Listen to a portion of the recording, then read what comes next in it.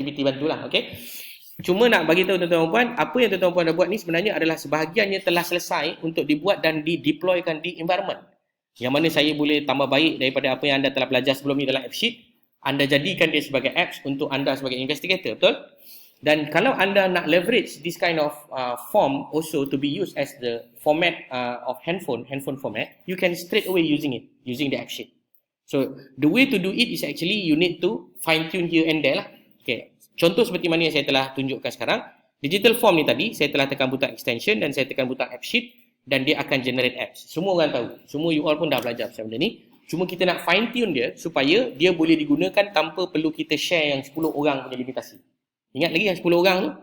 Kan saya dah cakap bahawa dia punya masalah dia kena untuk yang level prototype ni is only available for 10 people. It is not deployable. It is need to be login and using all the security features lah. Tapi kalau anda dah pernah buat latihan yang sebelum ni, we already discussed that we can disable. Betul tak? Kita boleh disable yang user sign in tadi and then we can make it public. So this is what I'm going to share lah. Just to recap back apa yang kita boleh buat daripada kita punya cerita ni tadi. Kalau anda tak nak buat pun tak apa sebab benda ni memang ambil significant amount of data.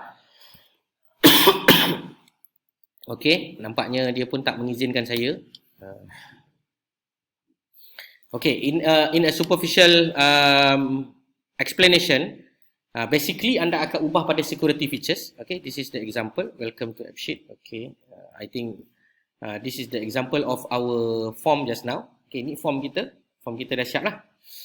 Tapi form ni macam saya kata tak di-optimize nanti kena optimize lah supaya tak adalah setiap kali kita key in dia asyik tertolak ke tepi. Faham tak? Yang ini dia akan tertolak ke tepi kan. So ini semua masalah programming lah. So kita boleh selesaikan dengan mengarahkan kita punya skrip ni ditambah baik. Which is saya akan buat kemudian dan saya share kemudian ya. Okey, dah masuk dekat sini sebenarnya anda dah nampak lah ada elemen-elemen yang berkenaan. Anda boleh pergi kepada data dan pada data ini anda akan buat beberapa perubahan. Contoh yang paling utama adalah table setting. Jangan jadikan dia update dan juga delete lah. Kalau tak, setiap orang boleh masukkan data, dia juga boleh buang data tu. Jadi kita nak dia boleh tambah je. Kita tak nak dia boleh update ataupun delete. Itu yang pertama, contoh. Dan jangan lupa tekan butang save. Later on also can.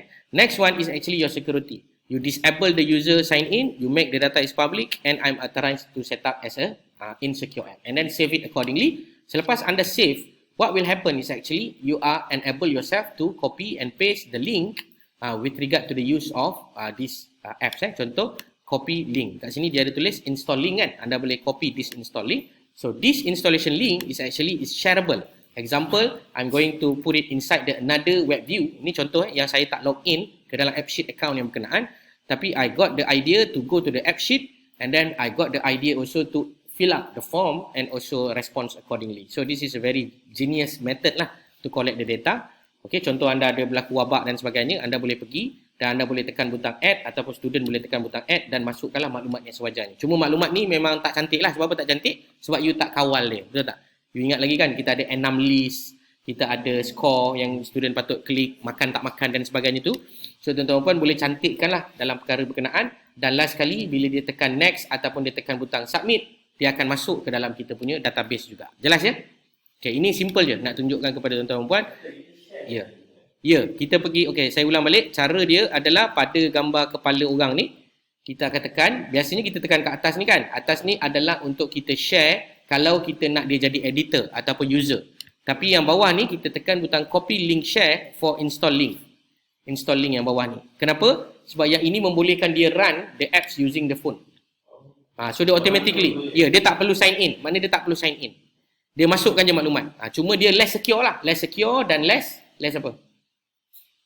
Less tangible and validated lah. Unless kalau you kena masukkan certain features lah. Contohnya masukkan nombor IC belakang, masukkan nombor metrik. Jadi kita boleh tally dengan nombor metrik. Sebab nombor metrik taklah berapa sensitif kan. Sebab tak semua orang tahu nombor metrik kita. Betul? Macam nombor metrik awak, tak semua orang boleh detect awak. Unless orang tu boleh dapatkan awak punya banyak. Leceh lah nak pergi ke college ni, nak kena minta senayan nama dan sebagainya. Contoh sebenarnya pun boleh juga. Tapi yang paling senang adalah yang bawah ni, install link. Sebab install link ni make yourself as enabler. Enabler untuk anda boleh membuat sharing kepada public nak use. Konsep dia sebenarnya nak public kan kita punya apps ni. Sebab bila apps ni dah jadi public, so you can put it inside the QR code, orang boleh klik, boleh tekan accept, you boleh letaklah certain consent. Kalau anda perasan tadi, sebelum saya boleh login, dia akan minta macam consent kan, maklumat. Bahawasanya link ni adalah bertujuan untuk sekian. Okay, ni contoh yang saya dah masuk. Katakan saya tak masuk lagi, saya masuk kat browser yang lain. Okay, this is another new browser. When I click, I need to read the consent here.